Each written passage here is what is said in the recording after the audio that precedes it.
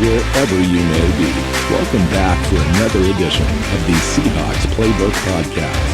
Join your host, Bill Alvstad, and co-host, sports writer and football analyst Keith Myers as we talk Seahawks football.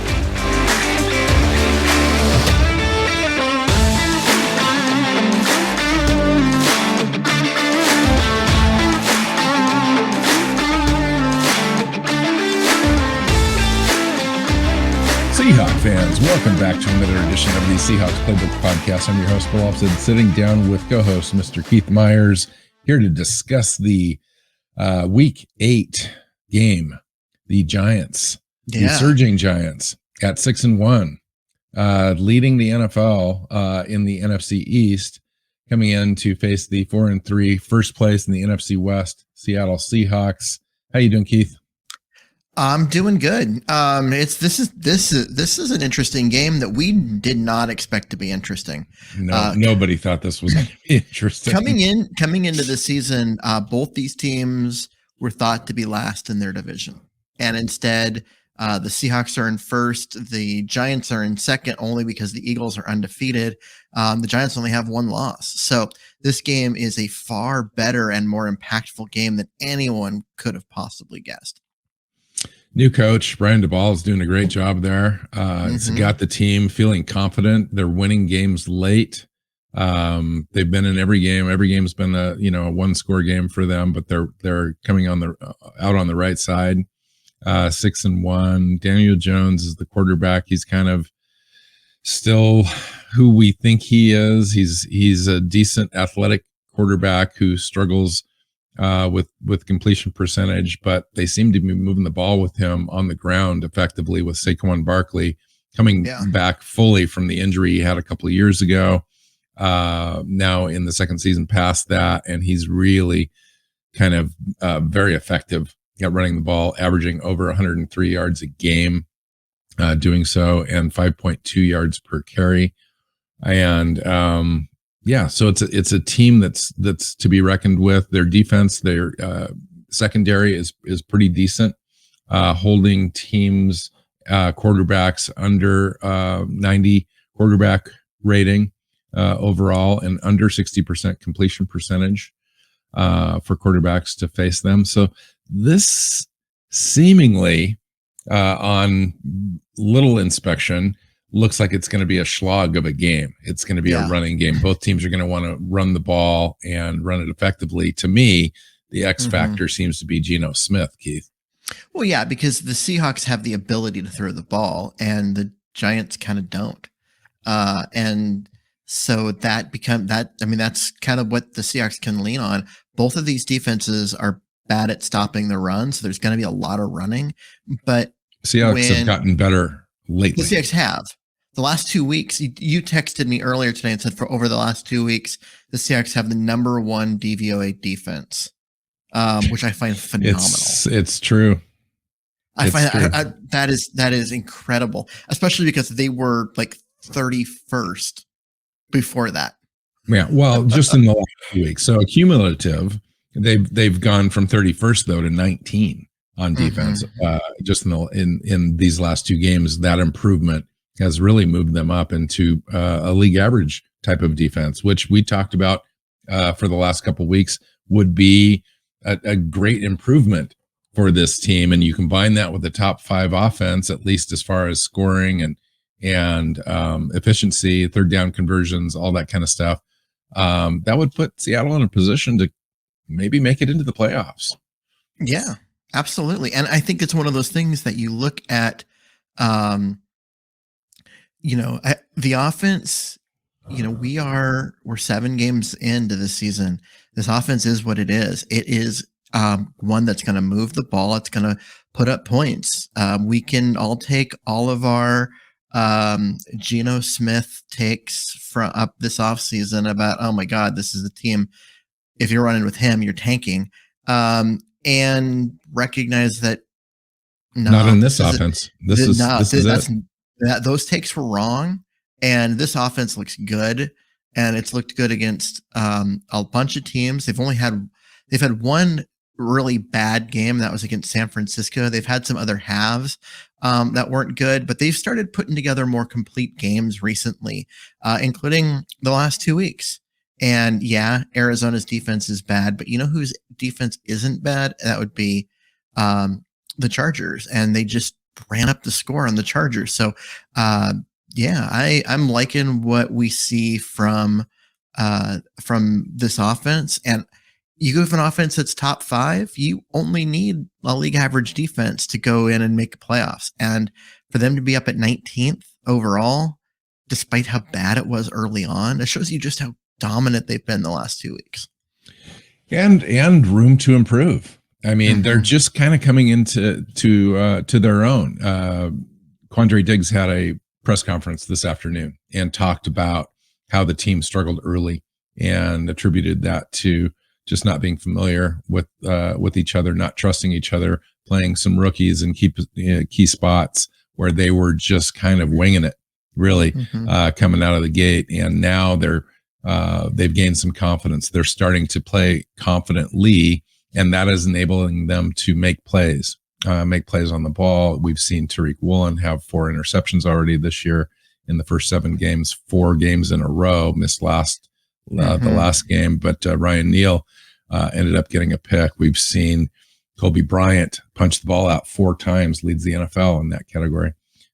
So they're doing a great job, I think, overall. And again, have an opportunity to kind of build on that in this game, I think, if they can slow Saquon Barkley down. He's a big back, former, I think, number 2 overall pick in the NFL draft. Everyone hated that at the time. And early on, it looked like the detractors were correct. And the last couple of years, he's really come on and made a difference for them. And with a competent coach and a well-rounded offense and a pretty decent defense, they've kind of put it all together this year, which is ahead of schedule, based on everything that we thought anyway. Yeah. I mean, I'm just looking at some stats, and in yards per play when rushing the ball, the Giants are 5th in the league at 5.2. They're effective and efficient at running the ball. Although I should add that number 1 in the league would be our Seattle Seahawks at 5.5. One of the things that separates the Giants a little bit is Saquon Barkley is doing that at 5.2 as well. But Daniel Jones is running the ball. So they design plays for him to not only just scramble plays or broken plays, but they design plays for him to get outside and run upfield a little bit, kind of keeps the defenses off balance. He's averaging 49 yards a game running the ball. Last game, he had over 100 yards rushing and a touchdown. So he's been very effective at doing that. And they've run the ball a lot, Keith. I think they're averaging like 175 yards a game. While he's been effective at running the ball, he has not been effective at throwing the ball. He's not great at that. He is the Giants are 31st out of the 32 teams at yards per pass attempt in the league. Yeah, and he's really low completion percentage guy. He's under 60% completion percentage. He's under 90 quarterback rating for the season so far, and doesn't look like that's going to improve much. So they're really riding their running game and then their defense, but their run defense is horrible. They're giving up a league leading 5.7 yards per carry on average, and ranked 32nd in defending the run.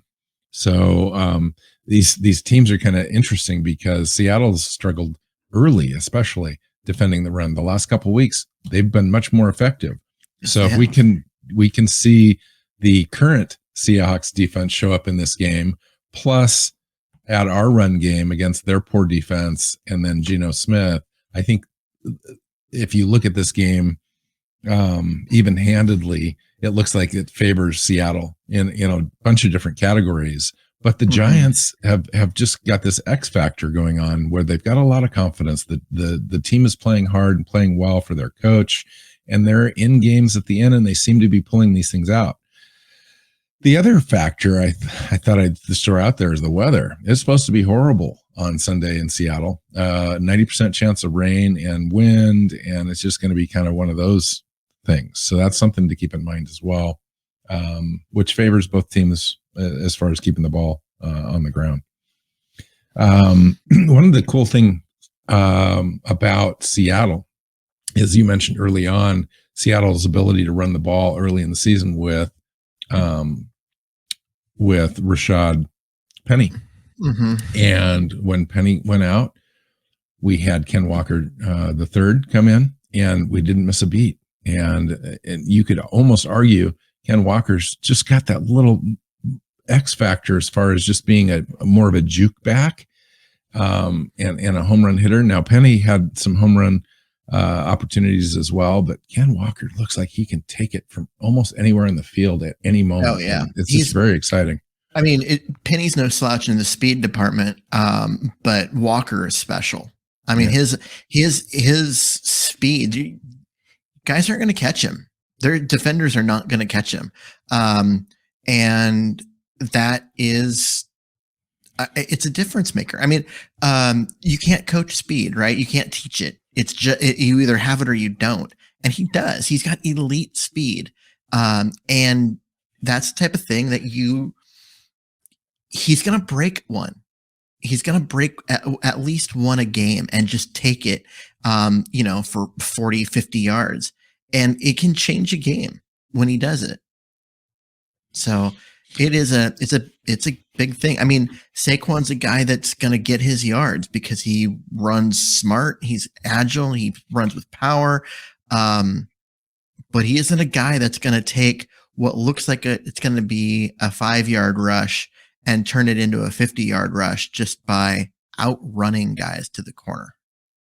Not at this stage, not after that devastating knee injury he had. No. He still runs effectively and with power, but his lateral quickness is a little dropped off. Yeah, I mean, he's incredibly effective. He's probably going to be a Pro Bowler this year if he stays healthy. Like, I'm not trying to take anything away from him. I mean, Marshawn Lynch was never a breakaway guy. But Walker can be, and he can be in a way that you just don't see a lot of in the NFL right now. And he's just been exciting to watch run. Yeah. And it's just getting started. I mean, he's only really been in 3 games. I mean, been an effective runner for Seattle for 3 games this year. Wanted to mention a few players coming back. So, or not coming back necessarily. Some of those are. Bruce Irvin, Coach Carroll said, is going to get more snaps this week. He played 24 of the 71 defensive snaps against the Chargers. If he's going to play more, that means somebody else is going to play less. So we'll see what that means at the linebacker position, because everyone seems to be playing well. So if you're going to take more snaps away from Darrell Taylor, I'm not exactly sure if that makes a lot of sense.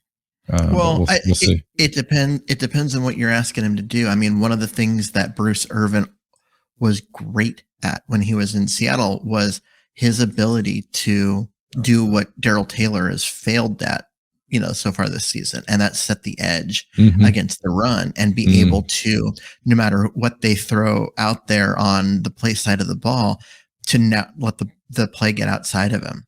And how important will that be in this game? Extremely. And so in a game like this, where you're looking at, a team that's going to run the ball just over and over and over again, and they're not going to do much through the air, you can't make mistakes against the run. The other thing that we might see him more instead of Cody Barton at the inside linebacker spot, and giving him an opportunity to use some of that speed and, playmaking ability in there. Cody Barton he's not the guy. He just isn't it. No. And finding other players that they can get snaps for in that spot has helped the defense get better. A couple other players I'll mention. Phil Haynes cleared to practice today. So they spotted him from the booth injured with a little bit of a concussion thing happening during the game. Came out, didn't come back in. but has been cleared to practice and did practice today. Gabe Jackson also cleared to practice. He's the player that Phil Haynes took over for a while. We saw Jake Curhan in there. So Gabe Jackson's practicing. Doesn't necessarily mean he'll start, but he's out there. DK Metcalf's feeling better today, quote unquote, but team will hold him out Wednesday and Thursday as a precaution, and they will reevaluate. Don't expect DK to play this week. I wouldn't, but you never know. I think you game plan and you plan as if he's not going to be in there, and if he's there with that knee injury, you're still going to. What was that knee injury again? Was it It was a patellar tendon injury, but it's not torn, so it doesn't need surgery. Strain. Yeah, and so it's just one of those things that I expect them to hold him out, make sure there's no inflammation, like that all the stuff go down, and make sure they're not like doing damage to his knee. And I agree. He'll be back. But I just don't expect him to play this week, and I don't know if they need him this week, given just how much the Giants defense has struggled stopping the run, and that's just going to set up play action pass. And you look at, Tyler Lockett being one of the most effective receivers in the NFL at getting open right now. I think they can afford to rest him and not rush him out there. Yeah, it'll be interesting to see if Derek Young is ready to take any snaps at all in this game and be activated. Wouldn't be surprised if that happens. Penny Hart's not quite ready to go, according to Pete. Let's talk about where the teams kind of rank in the NFL as far as offense and defense in some different categories. Keith, do you want to kind of run with this a little bit? Yeah. So looking at this, I mean, you've got there's some really interesting things that kind of come in here when you start looking at the rankings, and you look at like I just want to roll with defense first, because I think that's going to be a lot of what decides this game. Like rushing yards per game, right? The defensively, that's why hold on, switch that button. All right. I know, great radio we have here. So Seattle's 29th because they were just getting run over earlier in the season. But the Giants aren't any better. They're 28th. And whereas Seattle's had this big defensive turnaround in the last 2 weeks, the Giants haven't. Yeah. This is just who they are. And that's yards per game. You look at I think I texted you earlier today about the DVOA rankings, and Seattle the last 2 games, their defense has been ranked overall first in the NFL, which has taken their overall DVOA defensive rankings from 31st to 19th. That's a huge jump in 2 weeks. That's a huge jump. But it shows you how good they've been over the last couple of weeks. I think they held the Cardinals, rushing to, under 60 or 70, and then they held the Chargers to 55 yards overall. So that really does help. Makes a huge difference. It helps that neither of those teams are particularly good at running the ball. That's not what they do. They throw the ball a lot. Sure. This is going to be a different challenge for them. But, you look at, I mentioned this already, yards per play, rushing the ball. Seattle 1, the Giants 5. These are teams that can run the football. Go through and you look at, yards per game throwing the ball, though, and you're going to realize that Seattle is right in the middle of the pack at 16th, and the Giants are way down at 30th. So even though, Gino's been playing well, but he still plays for Pete Carroll. Like, they're not running up huge throwing numbers because they're running the ball so well. But right, and his numbers are efficient. Yeah, and whereas the Giants, they're sitting at 30th in the league. They are a team that does not throw the ball well. The only teams worse are the Falcons, who are throwing the ball, far less times per game, just because they only throw like 10 passes a game. So the last couple of weeks, and then the Bears that just have not been able to figure out what a passing game is. So is there an opportunity here for Seattle to slow down the Giants rushing attack? I think they can. I mean, the fact that Seattle's playing pretty well in the back end right now, with Tariq Woolen and Kobe Bryant, Diggs, Ryan Neal, Mike Jackson. You know, they're back. The back end of their defense, I think they can stand to not drop and have this big like umbrella coverage in this game, because the Giants aren't going to throw the ball a lot, and get those extra bodies up near the line of scrimmage where they can commit to stopping the run and Saquon. The strategy for beating the Giants is stop the running game and make Daniel Jones beat you. And the problem that teams have had so far this year, and the reason why the Giants are 6-1, is that nobody's stopping the run. So even though everyone knows that that's how you beat them, nobody's been able to do it. Yeah. And so that comes down to, you know, what Seattle wants to do: get up there, stop the run, make Daniel Jones beat you, because he's not going to beat you. Yeah. He's just not that guy. Conversely, I think teams like to be able to throw against the Giants. They can run against them pretty easy, but they're also throwing against them. But the Giants defense is holding quarterbacks under 90 quarterback rating, and completion percentage under 60. That's an interesting stat to me. So it'll be, to me, it's going to come down to, you know, to time of possession and rushing and third down conversion rate and turnovers in this game, especially if the weather's the factor. Yep. And so Saquon Barkley does scare me a little bit on this defense. You know, I hate to see the Seahawks revert to defensive performances from earlier in the season, as far as giving up big chunk yards against the run. Yeah, those are going to come.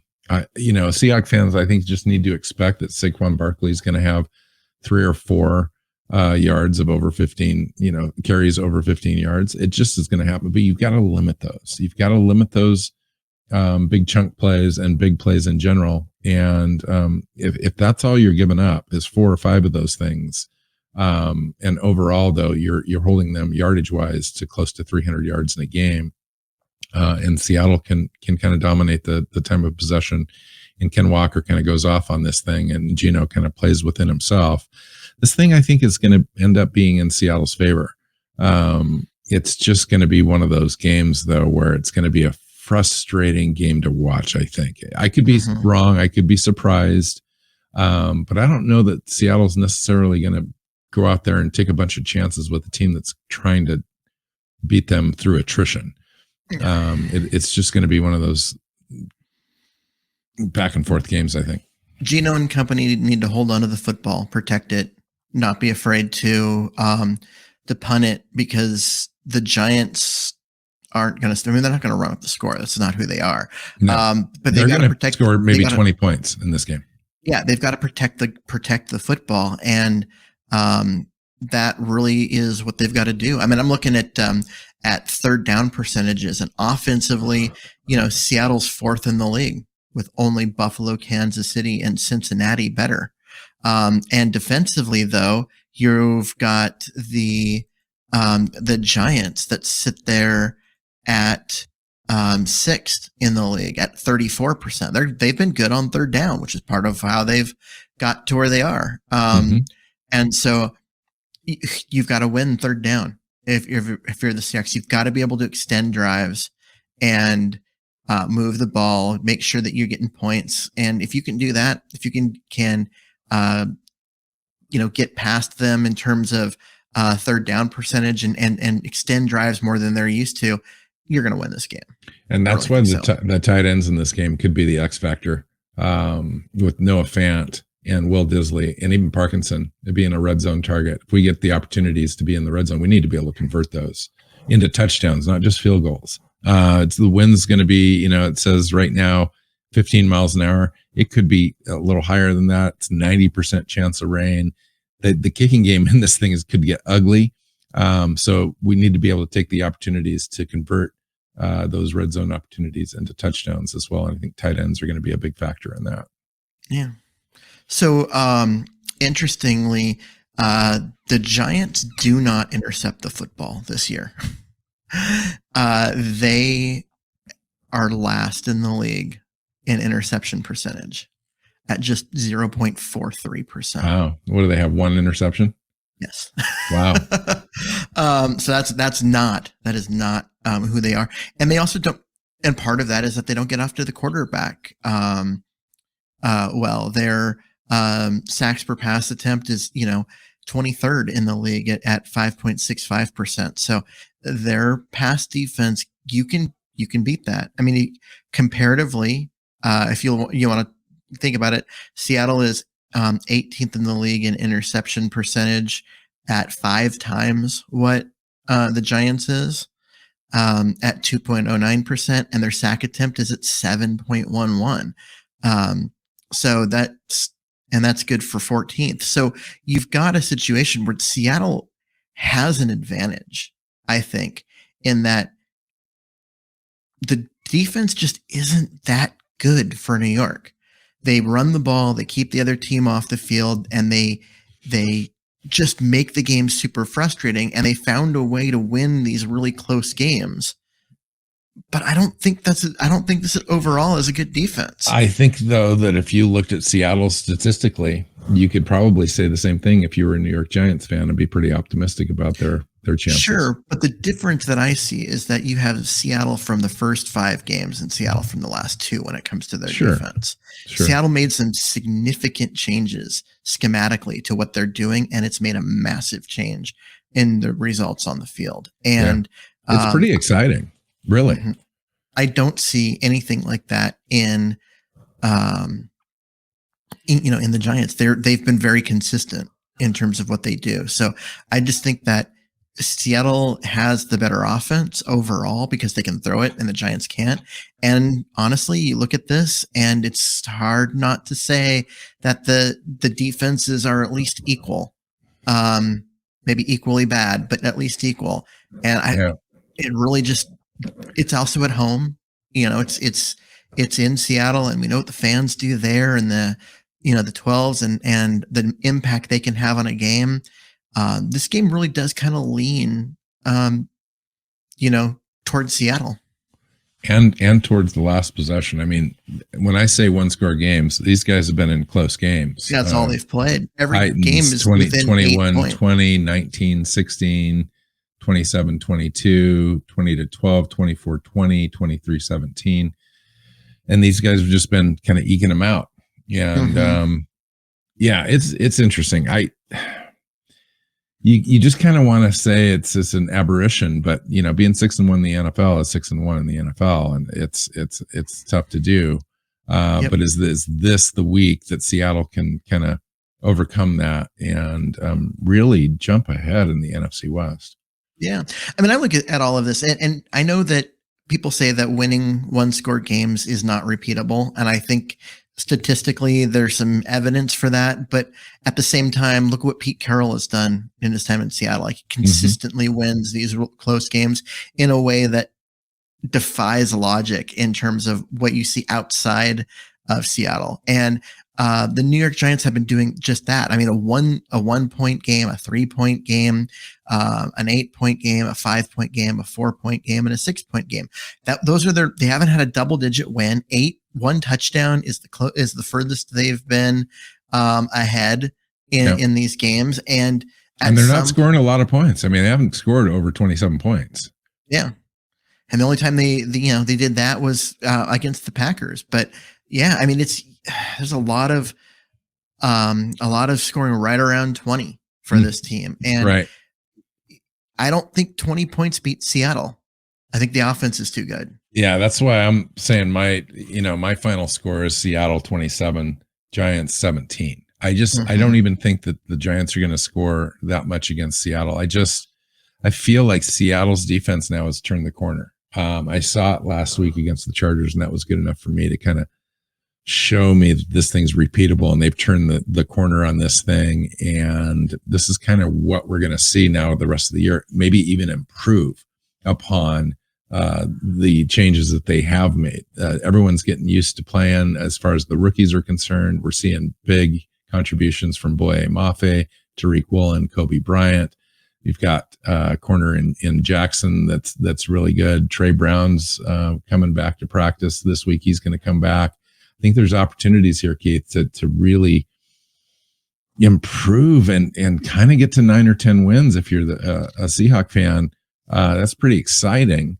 In addition to that, while we're winning, the Broncos are losing. We're still going to get those high draft picks, even though we're winning. And this is absolutely the best case scenario that I don't think anybody could have imagined heading into the season. So, oh no, there were so many things that had to fall right in order for Seattle to be good and be a playoff team.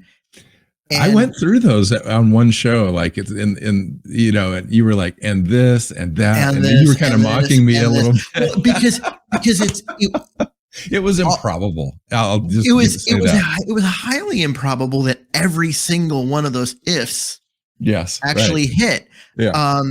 And sure enough, man, this rookie class is fun. They're good. So the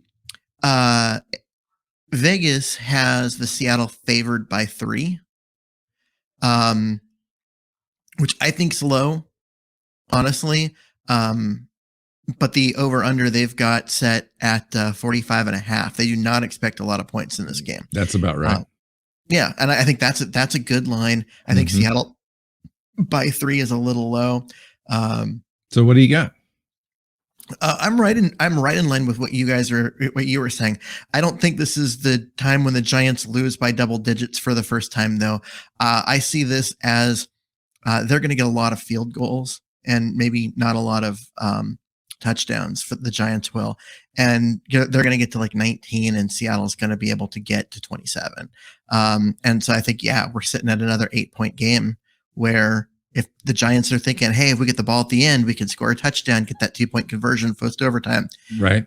But they can't depend on a quarterback that can't throw. And Pete Carroll's a really good coach, at the end of the day. And I think they're good at the end of games. And we haven't seen Geno Smith have to go win a game yet. Maybe that's a situation that needs to happen. But I'm not sure in this game that he's going to be called upon to do that. I think this is going to be a running game.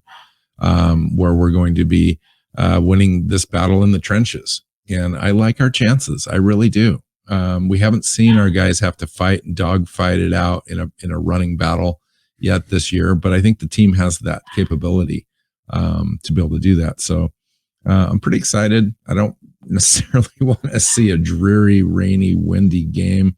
Those are always they kind of take the benefit they're not as of fun. They're not quite as fun, but they take kind of the all of the X factors out of it, and it's just one of those things where it's sometimes it is the bounce of the ball in the NFL, and I don't necessarily like those because it takes a little bit of the knowns out of the ability to predict, but I expect Seattle to come away with this and be 5-3 at the end of the day on Sunday.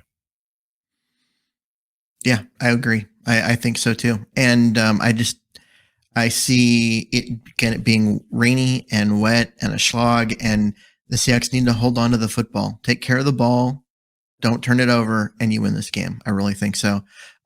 Looking through, I pulled up the odds just so I could, get in there and see what Vegas thought of this game. And I just had to scroll through. The Bills are favored over the Packers. Do you want to guess by how much?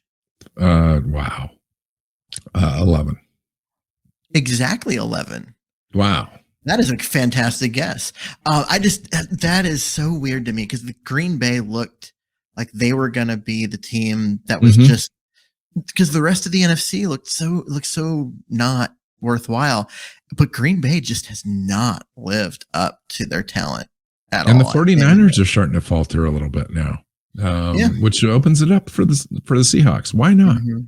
Why not the Seahawks at this point? What a great story. Could be. Really.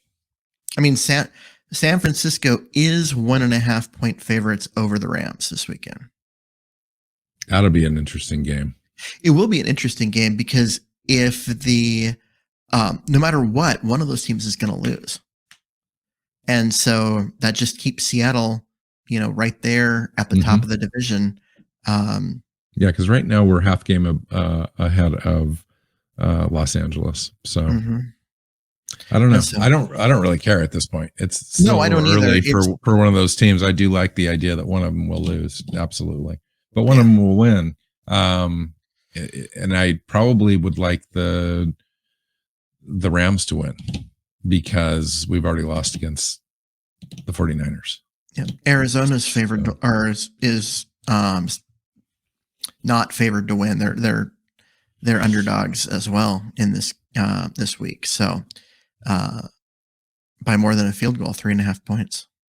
Yeah. I mean, Seattle being favored by 3 against the Giants is on a neutral field. That's an even game. So I don't know. I think Seattle should be up. I think Seattle should be up a little bit more than that. I think so too. But again, the Giants are 6-1, and you're dealing with an East Coast team. 4.5. Here's the one for you though. The Jacksonville Jaguars are favored over Denver. Ooh, in London. Yeah. Did you hear that Russell Wilson worked out on the plane on the way over there, stretched and worked out and did some high jumps and all that stuff in the aisles for 4 hours while his teammates slept? I'm sure that was an enjoyable flight for his teammates, but it's completely fitting. So and Russell got off the plane and declared himself ready to play in this game. Declared himself, not the coach. Declared himself, not the coaches, not the doctors. Right, They're the ones who were holding him out. He declared does himself. This not sound familiar to you? Like it totally does with the finger situation. Look what happened last year. Exactly. Look what happened. He declared himself ready to play, and he went out there and laid 3 consecutive eggs while his finger was still not healthy, and he couldn't do Russell Wilson things until. Yeah, I hope the coach, puts him on the bench. I think he needs that. I think he needs to be humbled a little bit. I love the kid. I love the guy. I think he's been a great player for Seattle, but they're losing control of that team. And Hackett's not surviving this season either way. So it doesn't seem like it. It really doesn't, especially when you have Sean Payton, who's kind of a free agent out there, basically auditioning for the job as an analyst, saying, "Here's how to fix this team. This is what you have to do." And I mean, they'd have to give up some draft pick or something to the Saints because the Saints still hold his rights because he's under contract, but it won't be that much. And I don't see how. Do they hold it after this season? I believe they do, because he had 2 years left on his contract. Interesting. So, well, let's get out of here. So everyone enjoy the game. Enjoy the season. No matter what happens. I think the Seahawks have turned the corner. I'd go into every game kind of fearful of them reverting to some bad team, and this is not a bad team. This is a good team. This is a good team that can run the ball.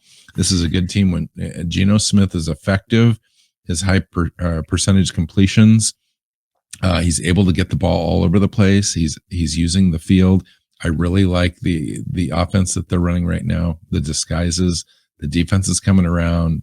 They're fast. They're young. They're hungry. It's just so fun.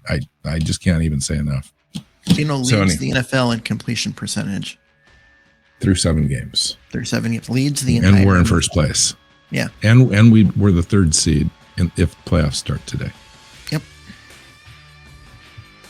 Unbelievable. All right. Isn't this crazy? It's just crazy. It's fun. It's fun. Find Keith on Twitter at Myers NFL. You can find me at NWC Hawk. You know where the show's at. Make sure you hit that subscribe button and share it if you like it. And so we'll see you next time. Go Hawks. Go Hawks. Seahawks Playbook Podcast listeners, thanks for joining us for another edition of the show. You can find us on Twitter. Bill is at NWC Hawk. Keith is at Myers NFL. And the show is at Hawks Playbook. You can listen and subscribe to the show at SeahawksPlaybook.com.